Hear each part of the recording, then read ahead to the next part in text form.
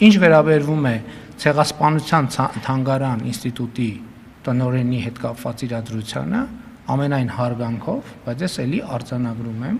որ սա պետություն է, չի կարող ամեն առանձին պոակ վարել իր կամ հիմնադրամ վարել իր առանձին վերցրած արտաքին քաղաքականությունը։ Երբ որ Ամերիկայի Միացյալ Նահանգների փոխնախագահը այցելում է Հայաստանի Հանրապետություն, եկեք արձանագրենք, որ դա պատմական այց է եւ առաջին անգամ Միացյալ Նահանգների փոխնախագահը այցելում է Հայաստանի Հանրապետություն։ Ինչի շնորհիվ է այցելում Հայաստանի Հանրապետություն Միացյալ Նահանգների փոխնախագահը։ 2025 թվականի օգոստոսի 8-ին Վաշինգտոնում հաստատված խաղաղության շնորհիվ, խաղաղության շնորհիվ։ Եվ մենք նախ գիրքը, որը նվիրվել է, կոչվել է Արցախյան հիմնահարց։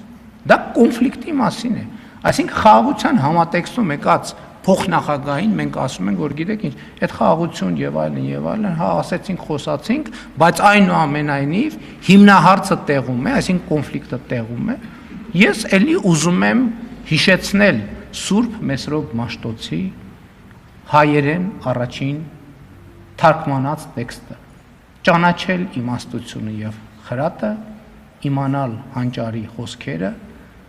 ընկալել խոսքի բարդ դարձվածքները, հասկանալ ճշմարիտ արդարությունը եւ ուղղել իրավունքը, պարզամիտներին խորագիտություն եւ երիտասարդներին միտք ու հանճար տալու համար, որպեսզի դրանք լսելով իմաստունն ավելի իմաստուն լինի, իսկ հանճարեղը առաջնորդություն ստանա թափանցի առակների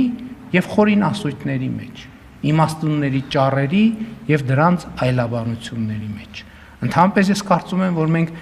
Մեսրոպ Մաշտոցի ուղերձը, այդ որ մենք ասում ենք մեր արժեքները, մեր ինքնությունը պետքա կարդանք։ Եվ այնպես անենք, որ երիտասարդությունն է կարդա, եւ ոչ թե այնպիսի բառերով եւ նախադասություններով դա մատուցենք, որ ոչ մեկ չհասկանա, թե ինչ է գրված։ Այո, ես կայացրել եմ որոշում,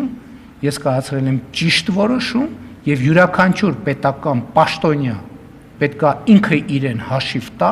որ կառավարության վարած քաղաքականություններին եւ որոշումներին հակասող գործողություն չի կարող անել, որովհետեւ Հայաստանի Հանրապետությունը պետություն է։